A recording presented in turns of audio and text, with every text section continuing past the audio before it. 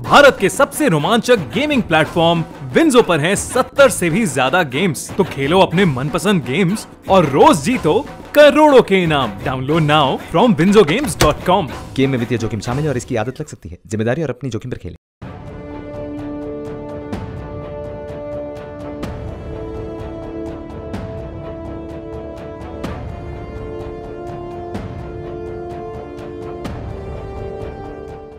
भारत और इजराइल एक दूसरे के लिए हर मुश्किल में हमेशा साथ खड़े रहते हैं और मौजूदा समय में इजराइल और भारत के संबंध कितने मजबूत है ये किसी को बताने की जरूरत नहीं है।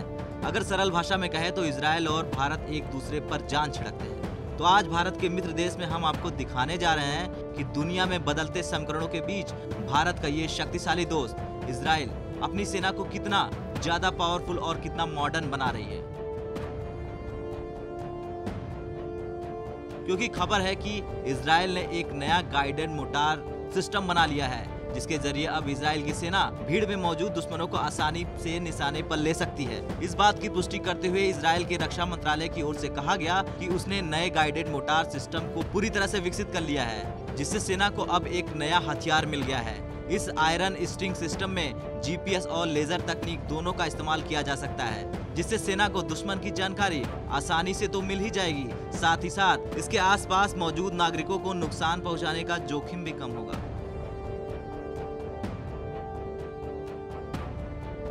तो वहीं इजरायली रक्षा मंत्री बैनी ने कहा यह सिस्टम युद्ध क्षेत्र को बदल देगा और सुरक्षा बलों को अधिक प्रभावी और सटीकता प्रदान करेगा। इजराइल की सेना ने हाल ही में सालों में गाजा पट्टी से फिलिस्तीन में मौजूद आतंकियों से लड़ने के दौरान खुद को कई चुनौतियों से जूझता पाया। इसके साथ ही सेना लेबनान के हिजबुल्लाह आतंकियों के खिलाफ युद्ध की आशंका के चलते भी प्रशिक्षण ले रही है। तो वहीं मिनिस्ट्री रिसर्च डिवीजन में लैंड सिस्टम डिपार्टमेंट के प्रमुख कर्नल अस्ताफ ने बताया कि ये नया मोर्टार सिस्टम हमास और हिजबुल्लाह जैसे दुश्मनों से लड़ने के लिए सेना की मदद करेगा। उन्होंने कहा कि इससे कुछ मीटर की सटीकता के साथ कम दूरी के लक्ष्यों पर भी हमला किया जा सकता है। इस सटीक मोर्टार शेल से दुश्मन पर अधिक ध्यान केंद्रित किया जा सकता है बिना उन लोगों को भी कोई नुकसान पहुंचाए जिन्हें युद्ध से कुछ लेना देना नहीं है। सिस्टम के आने वाले महीनों में सक्रिय होने की पूरी उम्मीद है।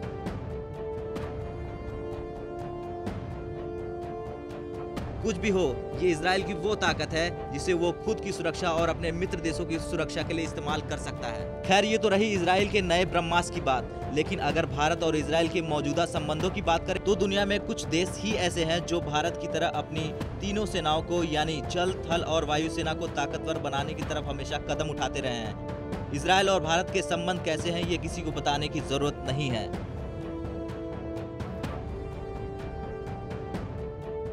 ब्यूरो रिपोर्ट, भारत तक।